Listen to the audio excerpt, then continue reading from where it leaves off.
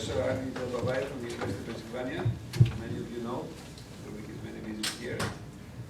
So Ali got his PhD from Caltech in 2001, and then he spent the postdoctoral with Yale, and since 2002 he's been with the University of Pennsylvania. He's known for many of his wonderful results and controls, including the results he did with regarding flocking and the convergence, to Steve Morse, and he has received many awards, including the Hugo Sack Best Paper Award from the American Control Conference, and the George Axelrod Award from the Aggregate Control System Society.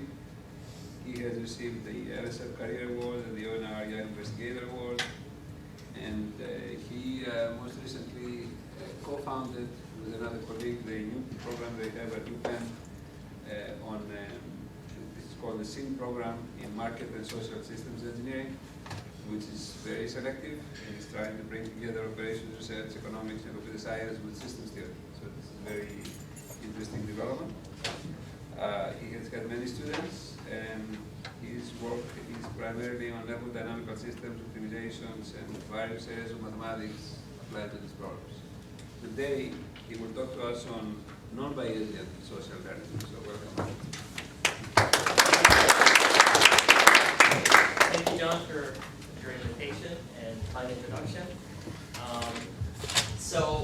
Hi, I'm going to talk about the work of two of my students. Primarily, it's the work of Jadbabaie and Alireza Tabassadei. Alireza is now faculty at Columbia's Graduate School of Business and Decision, Risk, and Operation. And if I have time, I'll talk about the second topic, which is information dissemination in complex networks, which is mostly the work of my postdoc, Victor Preciado. So a few years ago, I was here. I talked about distributed coordination and consensus problems with applications to sensor networks and multi-robot systems and robot formations and so forth. Today I want to tell you about something that is somewhat relevant, but it's in a totally different context. And this is about what people in economics usually call social learning, but it's several aspects of it. You can just think of it as distributed estimation or parametric estimation in a distributed. And sort of the premise is the following: that you have a society involving comprised of many people, and they have connections, relationships with each other. They talk, and they form opinions about social, economic, and political issues. The opinions that they form, it sort of directs them into the decisions that will result from those opinions. And there has been empirical studies on farmers' choices of agricultural products. The studies are actually quite detailed. They go back into the 70s. How do you decide which product to make? You talk to other farmers based on the weather, the conditions, the signals that you see, the observations that you have. You make a decision. We all decide to buy a Mac or a PC, and we read advertisements, we read consumer product reviews. And we reach a decision, and our decisions might or might not, influence those of people in our social clique. And sometimes, some of these influences might be involuntarily. Smoking is bad, but you're in a group where your peers smoke, so you might be tempted to sort of follow suit to be similar to them. Or you have candidates you want to vote for, and you want to pick. You look at observations, you make an opinion based on those observations that you see, and then you also hear your friends that you trust, and you will exchange opinions. And so we want to sort of build a cartoon of this process and see if we can figure out what is the role of the underlying structure of the network in the way these opinions are shared and opinions are formed. So there are, we of course didn't start this work. This has been going on for many years. And so a lot of these works are sort of, some of them are focused on so what are subjective opinions and how these opinions are diffused in social networks. And how are fashion trends, consumption trends, and so forth are propagated or agreed upon. And in many of these situations, there's no underlying truth that you're trying to discover. It's just, you form opinions and you aggregate these opinions with those of your neighbors, and this somehow diffuses and propagates in the network. And this style of work is very relevant to the types of work that we in control community do on diffusion and consensus, and some of which I've talked about in the past. But what I want to talk about today is a sort of a second category, where there is an underlying true state. And these true states, this true state can be identified through adequate observation. And you try to figure out, from these observations, you reach a decision of which state is true. So a good example for that, to keep this in mind, again as a cartoon example, is climate change. So is climate change man-made, or as Steve Colbert says, it's the wavy arm thing, that you wave your arm and the signals go up. You get this wavy signal. So think of it that way. So we have a social clique, a network of people that can communicate, and we're all trying to decide, is there global warming? Okay, so one option is that there is no global warming. And then the other option is that there is climate change or global warming, is man-made or it's not. So you have three, you want to figure out based on observations that you make and the observations that other people that you talk to, you want to reach a decision of global warming is happening or not, or is it man-made? Think of that as, again, as a cartoon example in your mind. So we want to understand the underlying conditions under which this true state can be reached. And can this be implemented in a tractable way? And so of course this is, in sort of the economics and game theory literature, this has been studied quite extensively in the past 2 decades. And in the EE systems literature, it's been studied even before that in the context of distributed estimation and distributed detection. So, the interest in this type of problem from the econ side is the following, that, if you have a strategic interaction, you want to sort of make a decision, typically you want to find an equilibrium of a game, and the first thing you have to do, typically there is a payoff-relevant parameter in this game that you first have to identify. And so you do social learning to figure out what this payoff-relevant parameter is. You could think of this also in that context. So what does it mean to estimate or learn? And of course, you want this procedure to happen in sort of, you don't want this to be naive and myopic, you want to reach this in the most rational way as possible. And so typically, for most economists, rational means that you have to aggregate your information or make your decision making in a Bayesian way. So this is what, Bayesian way means that you update what you believe in the truth is using Bayes' rule that you study in basic probability. And here's just an example of that. So for a second, forget that, you have a network. And imagine that you see an IID sequence of coin toss observations. So the signals that you observe are head and tails, and what you're trying to, the state of the world that you're trying to discover is the bias of the coin. If I see the output of this coin toss process, can I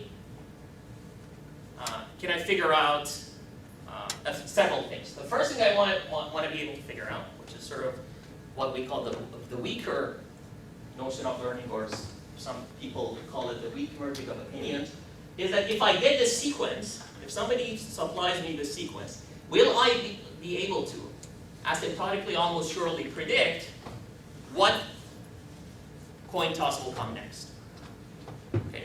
Then I could ask the sort of more fundamental question of, can I, if there are, so this is basically what we call weak merging. So by observing this sequence, I want to be able to say that the next coin toss has roughly 50% chance of being head, just by seeing this sequence.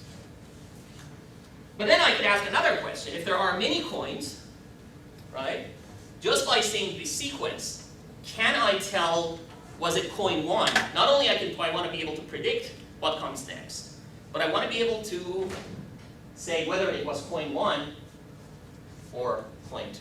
And of course, again, from very basic probability, we know that unless the probability of head given coin 1 is different from probability of head given coin 2, well, I might not have a way of realizing this, because I don't have observational distinguishability. I can't distinguish based on the observations I get which coin it is. And we always see this type of phenomenon in control theory, right? You take the output, right? Is the output that I'm seeing rich enough to tell me what the state is? It's sort of a similar thing. And so you can ask the question, how many observations do I need to be able to distinguish between these two coin tosses? And again, this is, of course, a very well-studied problem, and that has something to do with how distinguishable the two probabilities are, right? If the two probabilities can be distinguished from each other in a formal way, then I can, by doing Bayesian estimation based on what I see, the probability of my error in detecting which coin it was goes to 0 exponentially fast. And in fact, you can show that this bound is fine. So the fundamental thing that tells you how fast you can make this decision is in terms of the distinguishability of these probabilities for the 2 points, which is codified through this distance-like measure that I'm sure you've seen in many of your courses. It's not a distance, but it's like a distance. It's not symmetric, as you know. But it sort of conveys some notion of distance between these probability distributions. So, okay. So far what we said is that we're looking at a sequence of observations. And if we have observational distinguishability, if this IID sequence keeps coming, if we repeatedly apply Bayes' rule, we can figure out what the future is, and we can figure out where it came from. Okay? This is roughly... So the problem there would be also the compact library distance of 0.2. Yes. Yeah. So in fact, you can show that this is right. You can make this time. So in other words, that's why Bayesian learning is so good, because you get the sequence of observations, you update your belief on which coin toss it is, and eventually you get the right answer if you can distinguish them. And this happens exponentially. Okay. So now suppose you want to make the same thing in a context where you have a network of things. In our case, it's a social network of people. So you could do the same thing. I'll talk about the details of what I mean by applying Bayes' rule that you've seen in probability. But now imagine the following. Now you have a network of people, and these individuals, they construct beliefs on what they think that the true state is. And this belief is because we have a discrete set of states. Remember, global warming doesn't happen. It happens and it's man-made. And it happens, but it's not man-made. So you start from some bias, some prior distribution, some prior belief on which one of these you believe in. If you don't think of any of them, just start from a uniform. And then you use Bayes, if you were one guy, based on what I just showed you, you just recursively use Bayes' rule. And if you have distinguishability, you get the right answer. But now we want to do this in a network setting. Well, what can I do? And note that now I have a network setting where different people get different signals. These signals could live in different spaces, so I might not be able to even interpret the signals that the other people see, right? I'm a farmer, the signals that I see are the changes in the weather pattern. Or I'm a climate scientist, the signals that I see are all these atmospheric measurements.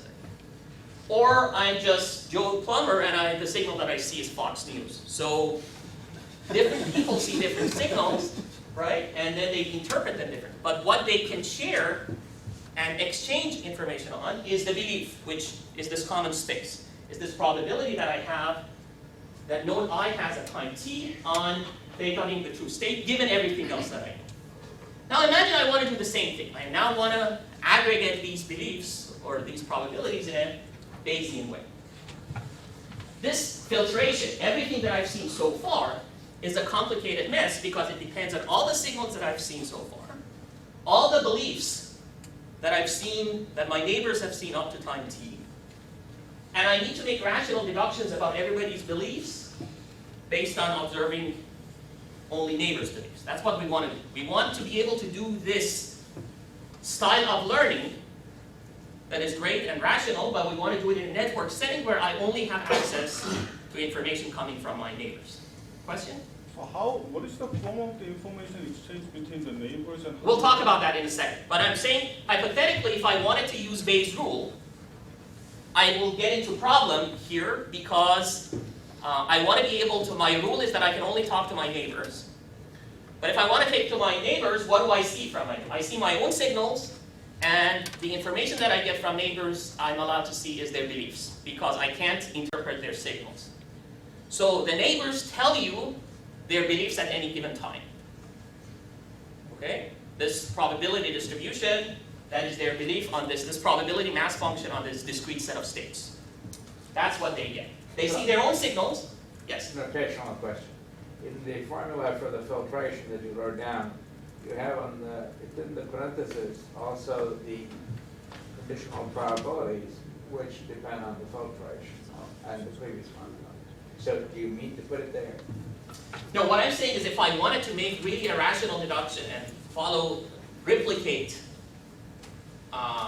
the same Bayesian setup, I need to know my signals, I need to know the beliefs of everyone up to, from time 0 up to time t. That's sort of what I was trying to say here. But I can't, what I want to argue is, and this is not my argument, it's quite well known, is that because I have incomplete network information, if you limit me to only using the information from neighbors, and because I don't know what other people's signal structures are and their distinguishabilities are, and because of this notion that higher order beliefs would matter, like what do I know about what you know about what he knows? So this is very reminiscent of this power of beliefs structure. Yes. Game Yeah. theories. Yeah. So I'm you know, so this might be maybe I'm preaching to the choir, but I'm trying to argue that doing a Bayesian updating of information in a network setting where you limit yourself to only use neighbors' information is hard. That's what I. What do you mean by rational? So by rational, I mean, you know, the way some economists use it, which is if I aggregate my information in a Bayesian way, then I'm being rational. Meaning that I use Bayes' rule to update my belief based on everything that I've seen so far. I make the best decision of what to believe in for the next time. So you take your own belief as you get these beliefs, Yes. right? Yeah. So the rational constraint is that you have to use Bayes. Yeah. So I want to say I want to use Bayes, but now I want to say There's another element there. Yes. In the sense that, you know, there are people who say, if you believe that, I'm not going to believe that. yes, and that comes to that's the linkages of the higher order beliefs that I was right. That's precisely why I can't do this Bayesian update just knowing what my neighbors know. Because to know what my neighbors know, I have to know what else they know from other people around them. And then you keep doing this and you now have everything. No, but even if you have everything, I'm saying that maybe you say, maybe my original belief when I start is this, but when I hear that you believe that, I'm very suspicious of you, and I say, no, I'm not going to. Yes, so that makes it even worse. Yeah, yes. Are you assuming that the number of possible states is 2 or? No, it's finite. I'm not saying 2. So what is the notion of belief here? It's a vector? The belief is a probability distribution that is a vector, yes. Yeah, it's discrete times, okay. Okay, so we came up, we said, okay, so this is So hard. if you remember in the works of Hassani and others in game theory, studied, and one of the things that they studied about was not only the power of beliefs, but also what only brings up is the tendency of the belief. Yes, and in fact, the strategy or whatever. not only that, there are A lot more. Okay. there are empirical studies that show that if you have more than two, people can't possibly do all the rational things in their head to And then do this. economists like Ivan Aumann, okay, went in and studied students whether having more information matters or helps even. Right. I forced him about 3 years ago to go beyond Hassani and others and do Yeah. this new formulation which he calls game situations, right? So you can't even, all I'm trying to argue here, But here you want to stay strict within the bounds you have to define. yeah, I want to You say I don't- can't even write the update You down. don't want to go the direction Tony described where we actually have consideration of the tendencies of people of behavior. No, I'm saying even in the Just to clear simpler the picture, yeah. things, this is hard. Okay. So this is the alternative that we present, that I'm arguing that under certain cases it gives you the same answer had you were doing the full Bayesian update. Okay, so this is what I said. So remember the setup. You have a network. The true state is basically something from which you get observations, and you try to get these observations, and the rule of the game is you get your own sequence of observations, and you see your neighbor's beliefs. And so basically what you do is you observe your signal, you incorporate that signal into the belief, and you incorporate that signal into the belief, pretending nobody else is around you for now. So you compute this intermediate belief that is just a Bayesian posterior formed from your prior and the signal that you just observed. So this is what happened in everything. Then think of that belief as that which was your isolated belief based on your observation as an intermediate belief.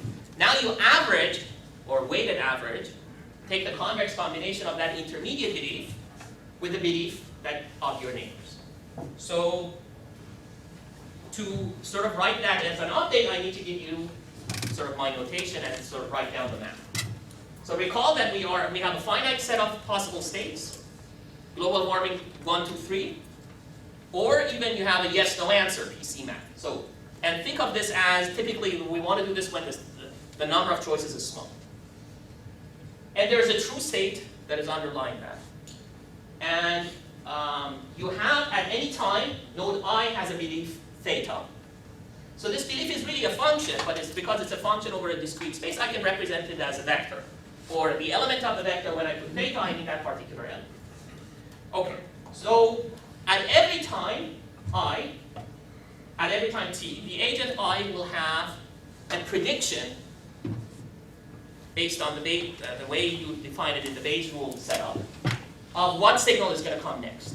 Think of that as the denominator term that you put in your Bayes rule, and I'll explain that in a second. And each signal, small si, comes from a bigger space, capital Si. And these si's could be different. They could be different spaces.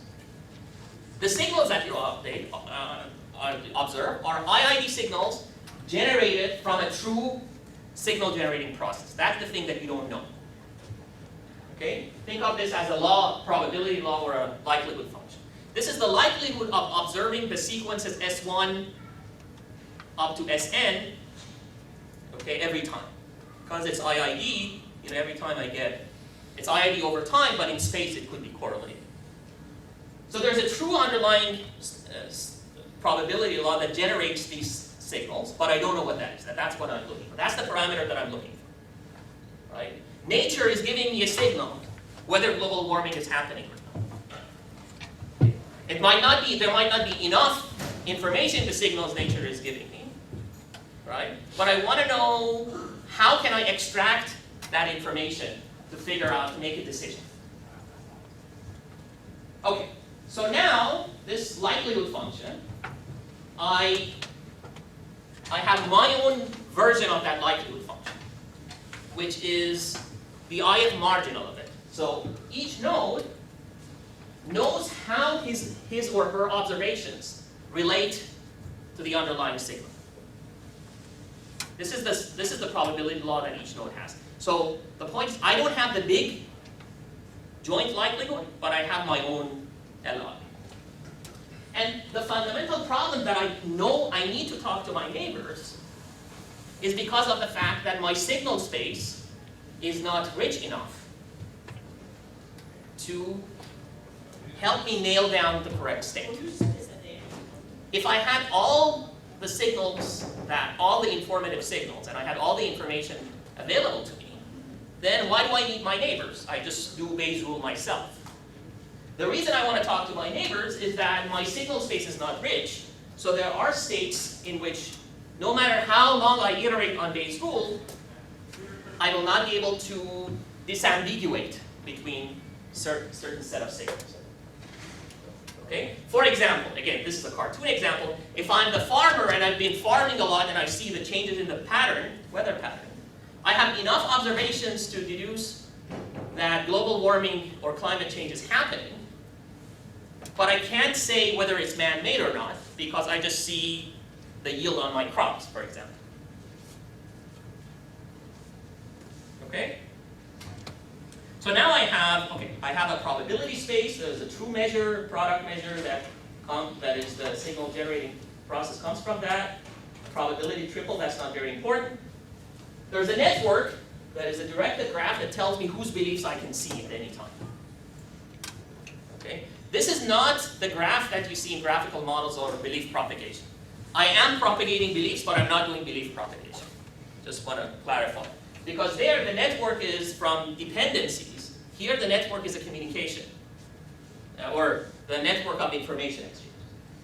And so this network is represented by this stochastic matrix. That is, think of it as a normalized adjacency matrix that I've normalized it into a Markov chain.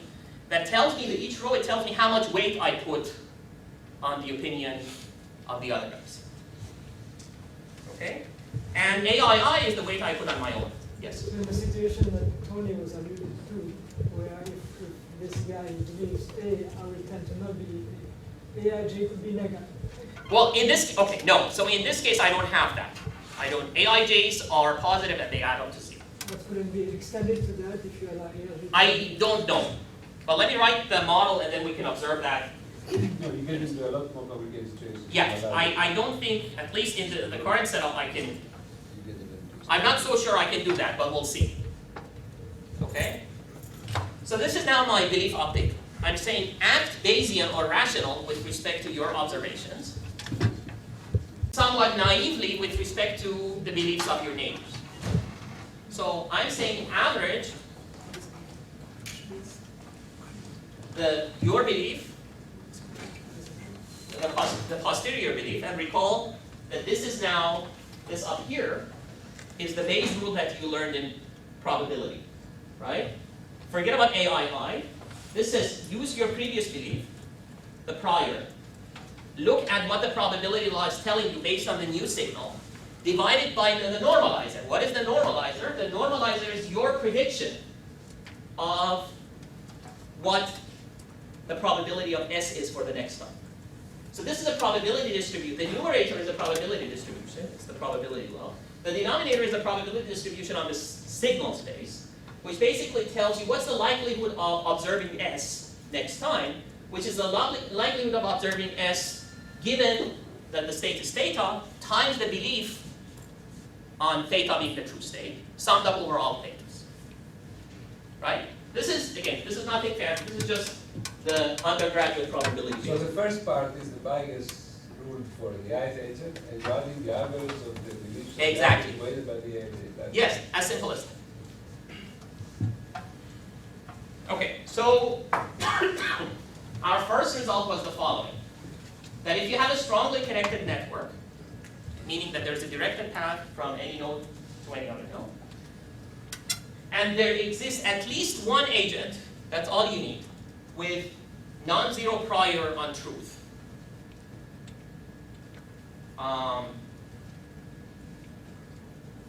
Then all agents who have positive self-reliance, meaning AIIs were positive, will eventually forecast the immediate future correctly. So I have to sort of translate that sentence. What this means that almost surely I will be able to figure out what my next signal is. Similar to the Bayes rule head-tail example that I said. If I observe enough signals, I can tell you what the next predict. Are the A's updated? No, right now they're no, but turns out that as long as they maintain connectivity properties, I'll talk about that later. Looks like that will work, but for now let's assume that A's are fixed. AIJs are fixed. And how do you choose them at the beginning? At the beginning, somebody gives them to you, it's based on how much you believe in the other guy's opinion. But the restriction is that they are all non-negative, and across each row, they have to add up to 1. So the conclusion that you gave, one more time, can you parse that? Yes. Yes, so I'm saying, your node I, you have a prior mu I. Forget about everybody else for a second. You get a signal. You have a probability law. You have a prior. Write the Bayes rule. Right? The probability law gives you the likelihood of the signal given theta. Now you write your belief, which is likelihood of theta given signal. You flip the conditional, which is what Bayes rule does. Now I'm saying, don't use that as your posterior. Average that with the belief of your neighbors. So you could think of it as sort of as a proposal for synthesizing the belief of Bayes. But you could also say that maybe I want to be rational with respect to my signals, but I'm under influence from my neighbors. So I act somewhat irrationally by immediately including their opinion into account. So this is actually, okay, it's not so irrational look, because in many social and economic studies, you have some rule that tells you how you are influenced or behave towards your relation. Yeah, but I am irrational in the sense that I'm being naive. Yeah.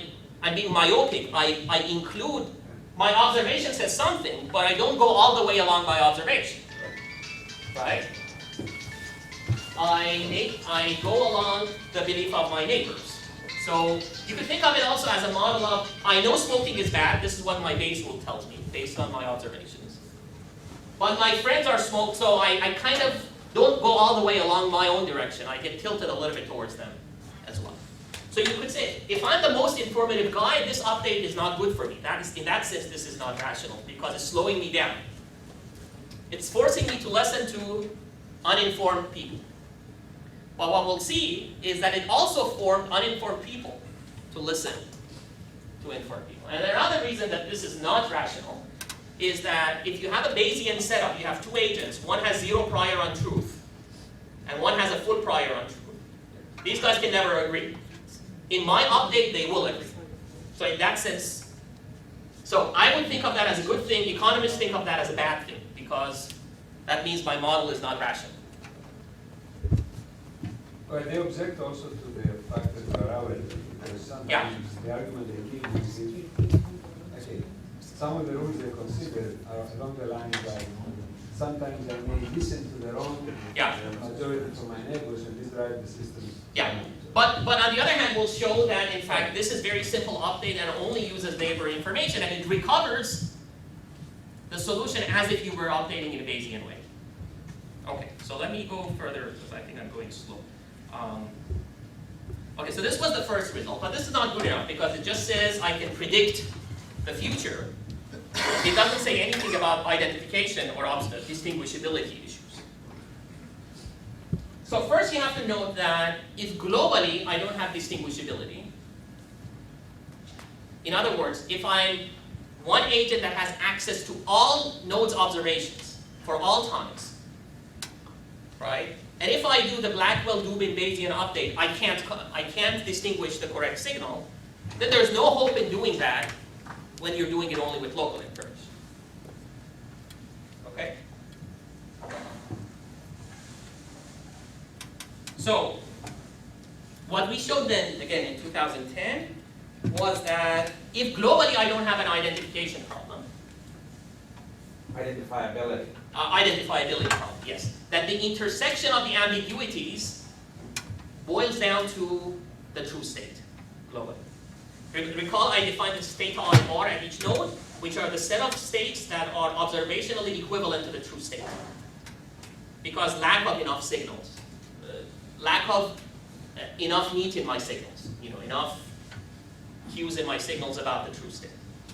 Okay? But I'm saying globally, if I had all the signals, in other words, I'm trying to replicate the situation where I have one node that has access to all the signals for all times.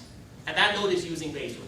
And my argument is I can reproduce the solution of that example. This is sort of the gist of the argument. Okay. That assumption D is could be a strong assumption. Yes, so in fact I'll show, this was our 2010 result, and now I show that in fact you can relax that. In fact, only the agents who are responsible for informative signals need to have positive self-reliance. And we show that that's necessary. So these are sufficient conditions. I'll give you necessary and sufficient conditions towards the end.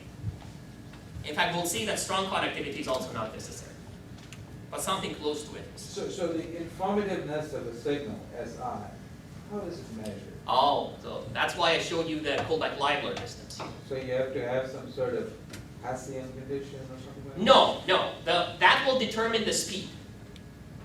If you have the informativeness of the signal will tell you when it happens, assuming that globally it happens. Recall that the global condition is just D, condition D. That globally there is no identification problem. In other words, if you had all the data, you could If I had all the data, I could nail down the state perfectly. Okay? Now, of course, the other thing that this result doesn't show, I'll show you later, is that I could still reach consensus among beliefs even if globally I don't have enough information.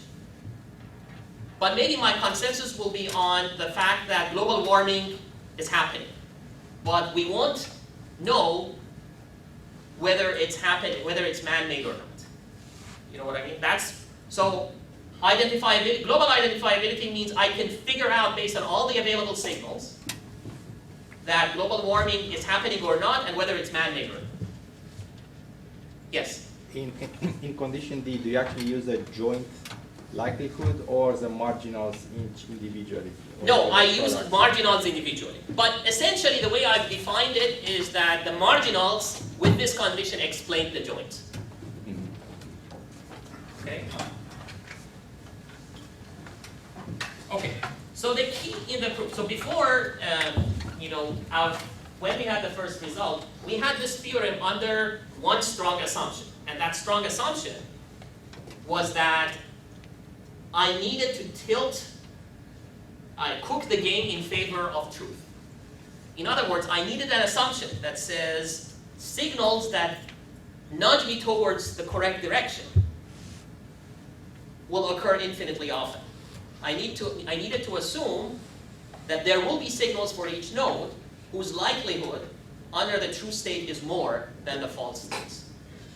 Okay, I needed that assumption for the proofs to work out when Ali Reza was writing his thesis. Then my other student Pue came along and he had a really nice, very messy argument, but quite nice, and he proved the following lemma, which basically proved that if I can do asymptotically correct one-step forecast, I can do asymptotically correct k-step forecast for any k.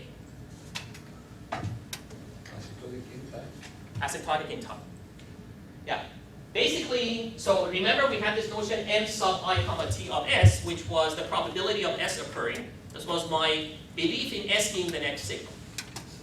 We showed that that becomes correct. That I nailed that asymptotically. I nailed that correctly, whether or not I have an identifiability problem. But here now I'm saying if I can correctly nail down one step, I could correctly nail down everything in the future.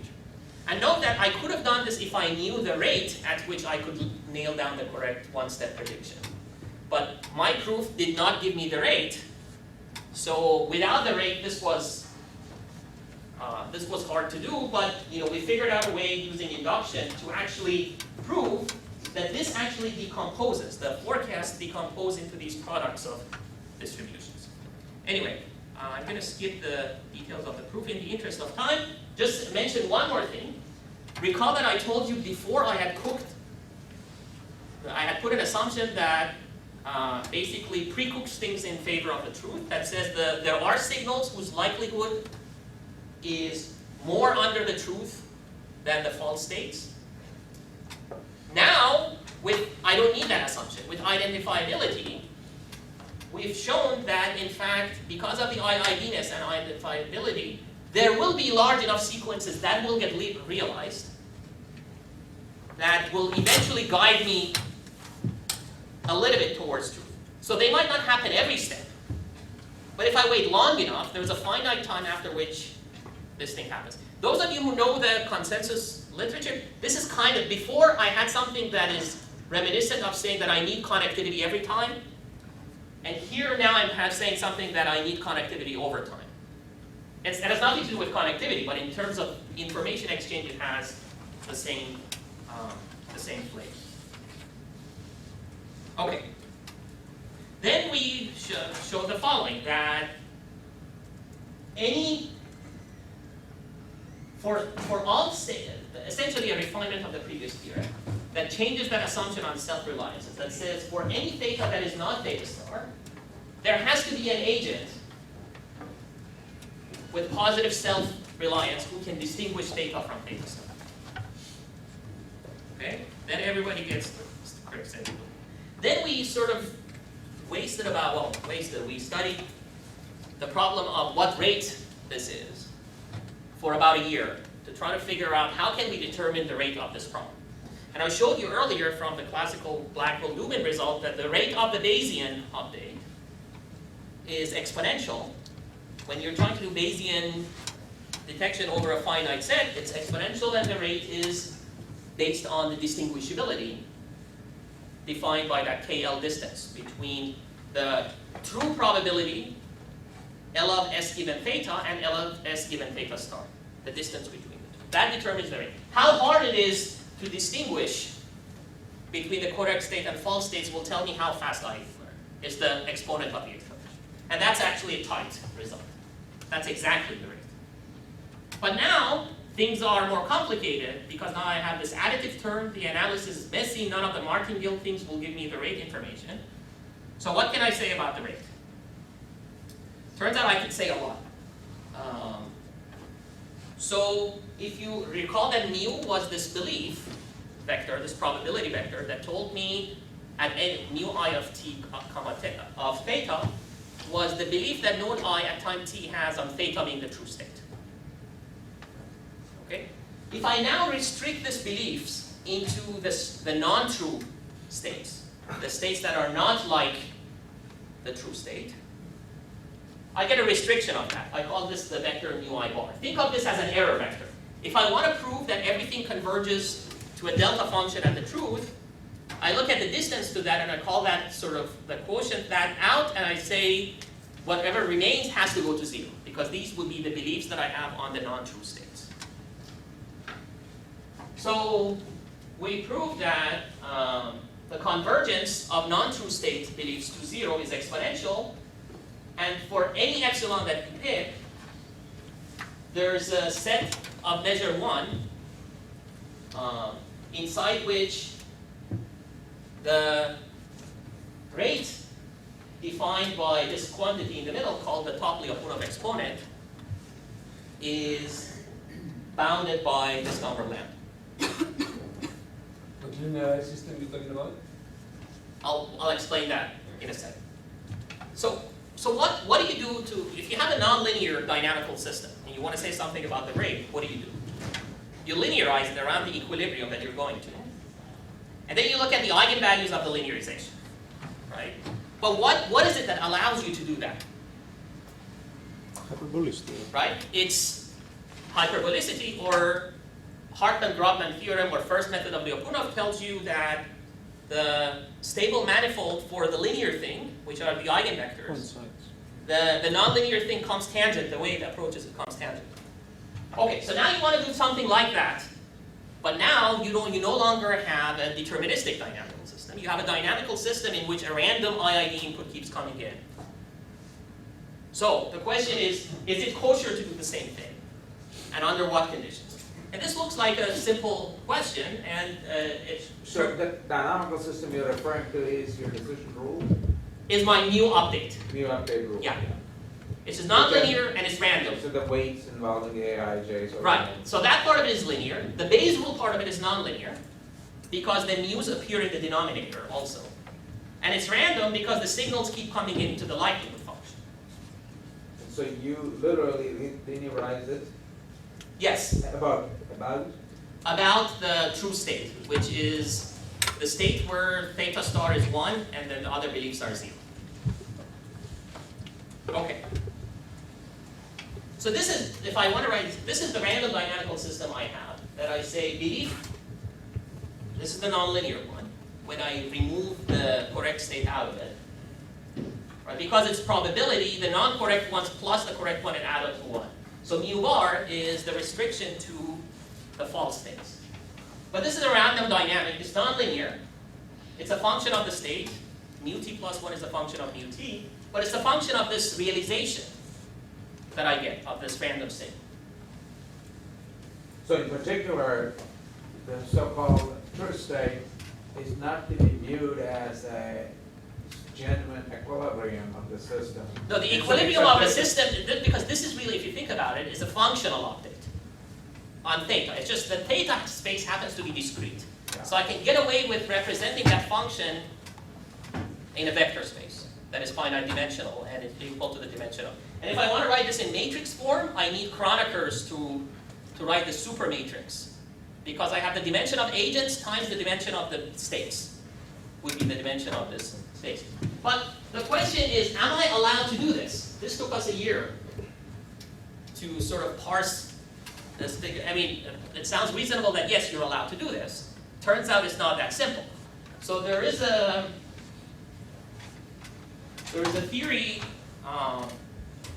developed by a Russian mathematician called Osledet in 1950s on random dynamical systems. And it basically develops a first method of Lyapunov for random dynamical systems based on something called multiplicative ergodic theorem. That basically says you're allowed to do this thing that we think is obvious under certain conditions. And the reason this is complicated is that your state transition, when you have a random dynamical system, is not as simple as before, because now your flow depends on two things.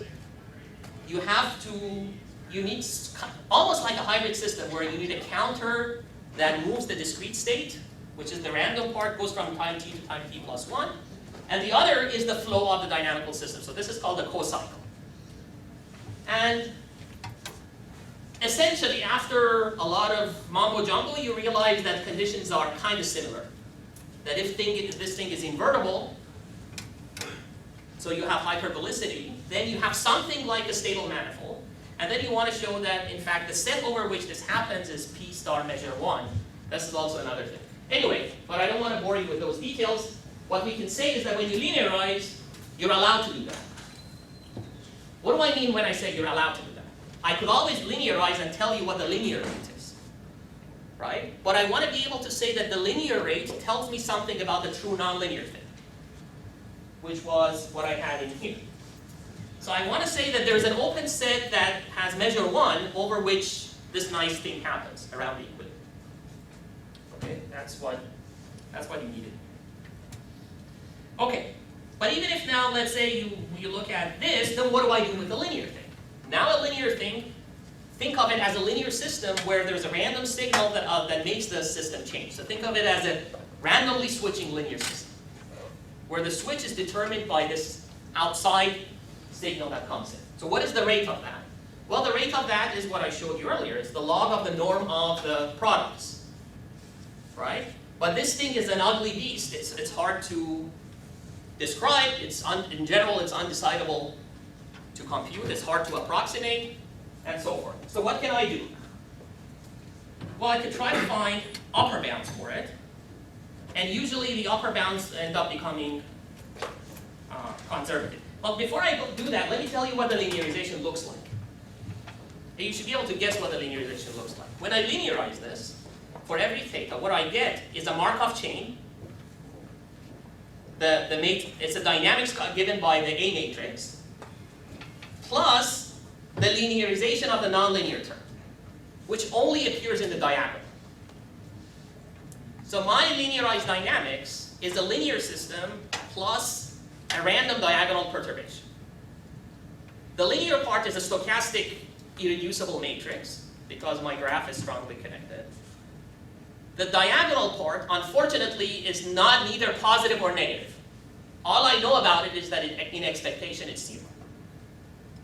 Yes? Mu is a probability vector, right? Yes. So similarly, we're saying with do linearization, you must allow the z's to be vectors that add up to 0. Yes, they do. They do. And that condition is preserved by the MP. Yes, the condition is preserved by the MP. The problem is that the diagonal term can wiggle around. It's not necessarily positive.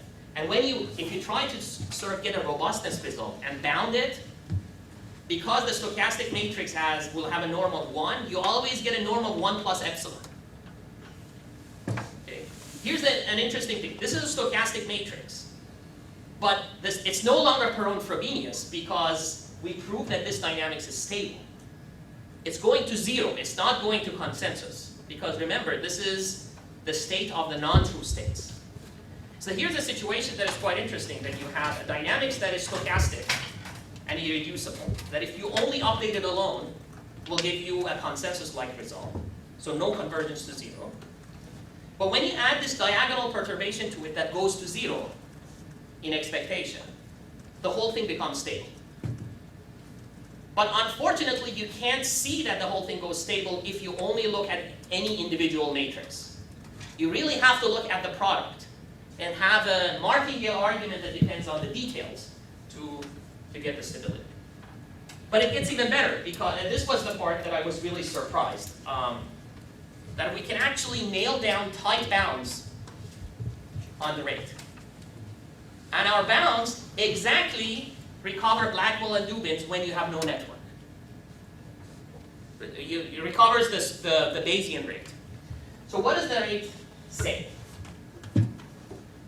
The lower bound on the Lyapunov exponent is the sum over all nodes of the element in the stationary distribution of the Markov chain determined by A. Think of it as the eigenvector centrality for your agents. It tells you how important each node is in the network. Right? It's the element in the stationary distribution of the Markov chain defined by the A matrix.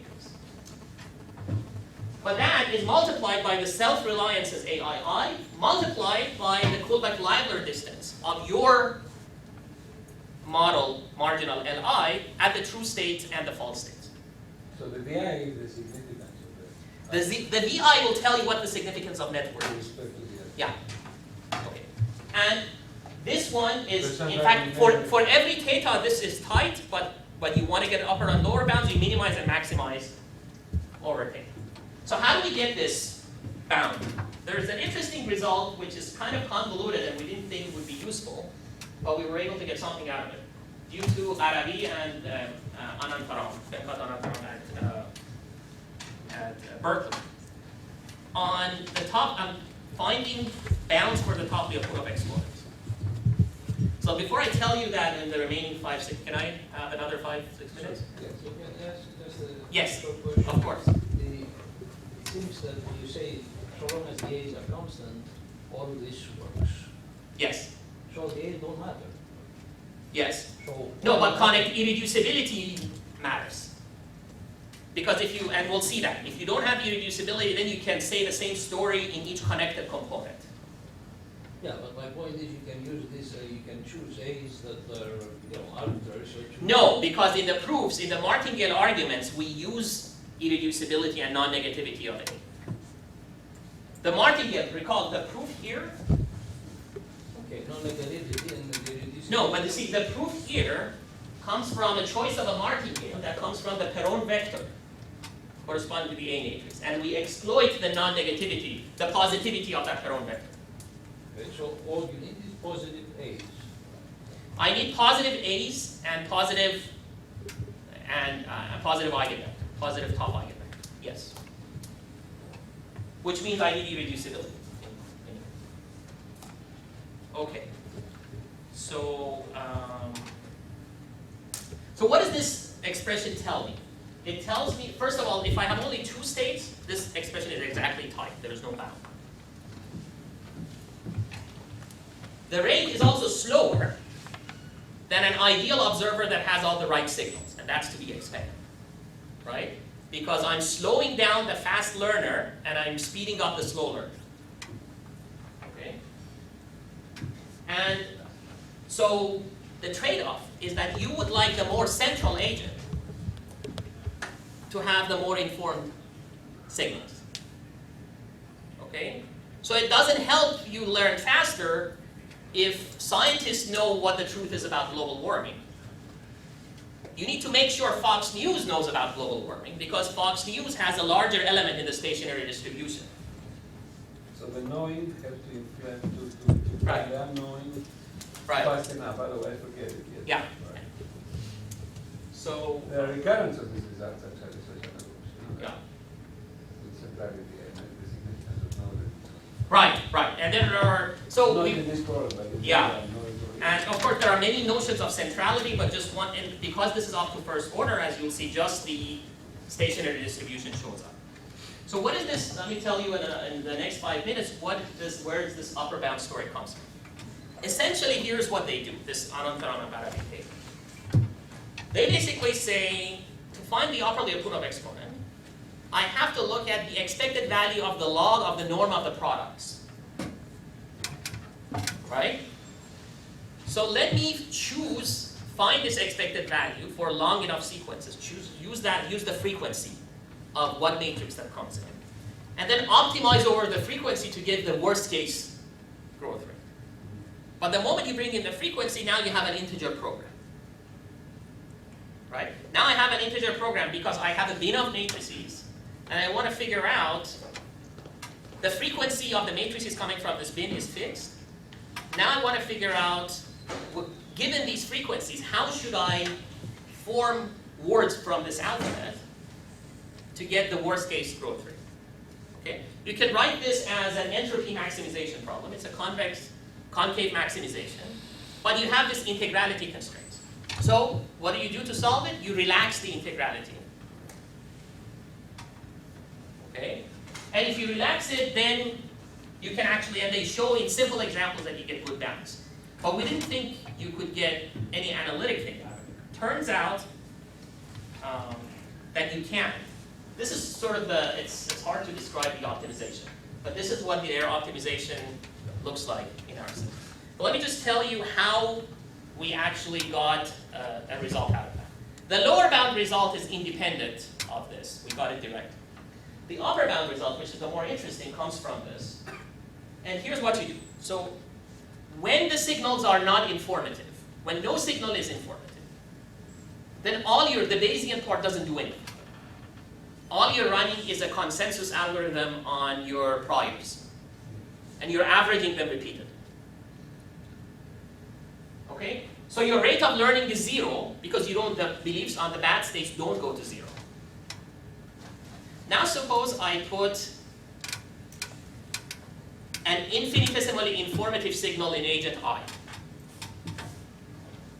What is the effect of that on the rate? This is what we do here. We write the optimization for the case that the rate is 0. Then we say, bringing a slightly informative signal to one agent, that's like perturbing one parameter in this optimization. The Lagrange multiplier corresponding to the solution will tell you how much change do I get in the rate up to first order. Okay? And using that, it just when you do the ugly, because the notation is pretty bad, but when you clear things out, this is where the rate expression comes. As a corollary of this, now we have a result for the following. If you give me a non-negative matrix, and you perturb this additively or multiplicatively, either way, with a random IID or Markovian process, and then ask me what is the top Lyapunov exponent of that, I can now give you a closed form formula up to the first order by doing this perturbation analysis on the optimization. So, okay, I wanted to say something about, well, this is all a positive result, but why doesn't this work? Well, A, who knows whether this model is at play? This is just a toy. And B, it's more likely than not that your network is not strongly connected. Because you have people that form social cliques in clusters, and not everybody sees everybody's signals. Okay? So your network is not strongly connected. So what happens there? Well, if you're not strongly connected, then you get these subclusters. Or you can write, it's like a Markov chain that is reducible. You get this Frobenius normal form that tells you what these connected subclusters are. So you get these subclusters that are connected, and these are groups, you can call them minimal closed groups, as you know, in social networks and economics, this is what they call them. And this is just strongly connected subcomponent, and these are people who only share beliefs internally. So these are the group of people who don't share beliefs with outside. Think of that as one supernode.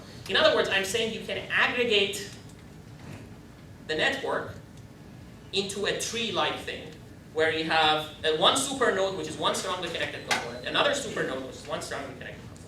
And then you have nodes, other nodes that are part of neither component, but they get information from both of them. And even in that situation, you can prove that you learn, provided that there are enough signals in each of them. But if you have one community that has enough signals and the other community that doesn't have enough signals, because they don't talk to each other, this guy learns and this guy doesn't. This is called the cave model, the social network. Where the idea is that within these groups you learn, and then somebody travels from one village to the other. Yeah. With the correct information, but that's important. That Yes, if you don't, right. These longer range dependencies, if you do a hierarchy of two, they better have quality. Otherwise, you can complete oscillation. Yeah, you get reducibility. So it's the same here. But using that, you can actually prove that having enough information is in fact necessary. So you prove the following thing. For almost all prior beliefs and all observation sequences, you need to have in each island people with positive self-reliance that can distinguish true from non-true. Then all agents will learn. The flip side of that is that you can prove that if learning doesn't happen, it's not that they just don't learn, it's just they learn with probability 0. Okay, so in that sense, okay, so I won't have obviously time to go through the other things, but this is a good place to start. Okay. Thank you for your attention. Thank you very much. Let me just say before we go to questions that there's going to be a round table, I think in 2168, between 2:30 and 3:30, and you're welcome to come to the discussion. Let's go. Yeah. So it seems to me, again, come back to these A's, that all of this depends usually on what variables that you can have, since there is a variable, and what is the implication of whatever variable. Yes. What Yes. does it mean for the Yes. implication? True. So is there any... So here's what we know so far. Right? We nailed down the correct information about the rate very recently. So it's not, the rate part is not even published yet.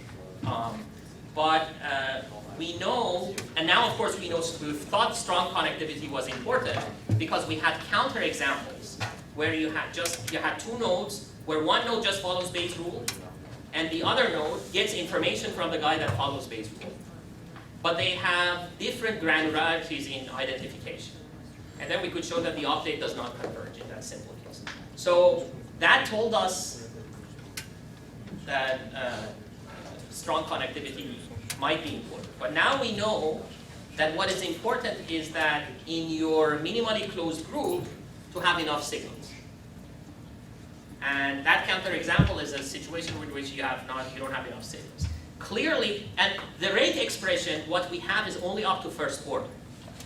So what the rate expression is telling us is that up to first order, it's your self-reliance and the eigenvector that matter. What does it mean for the eigenvectors? I mean, in other words, in the global warming problem, what does that translate to? What values of A should be put between the Right. probability? So that's These values actually in reality are dynamically developing themselves based on the confidence that you're putting on the information. right. So So the two dynamics going on.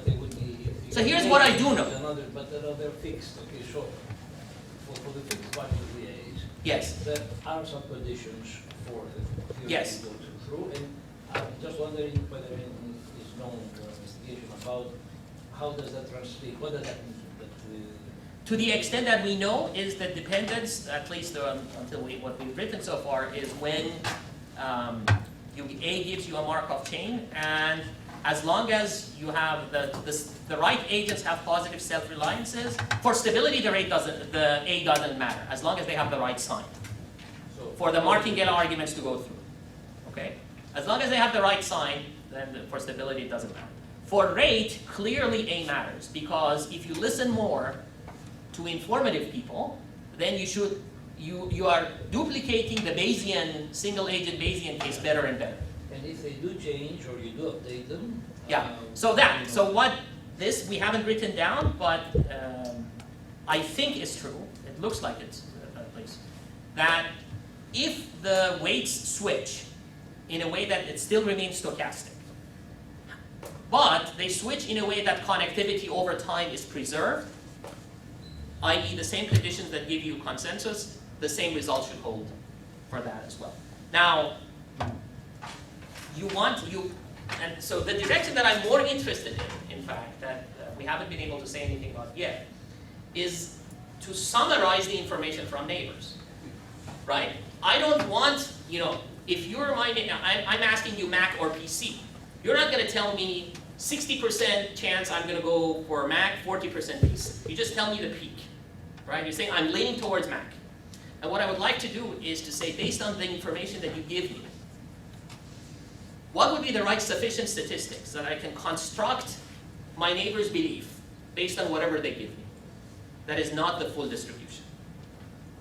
To get convergence, and again, you have to explain in the case to what the heck you're converging. so the A's have to be stochastically varying if they vary. Yeah. If you vary them in a systematic way, in other words, I'm If saying you have a this design guy problem, telling me yeah. bullshit, then I'm gonna change the A to 0. Oh, but there are results that we know and we have done here and other places where you can actually manipulate that with a small number of steps. Well, that's You what can I'm actually, Yeah. it goes back to 1936, where people studied problems where if you have very big opinion makers, a small number of them, Yeah. and they are connected to the rest of us, right?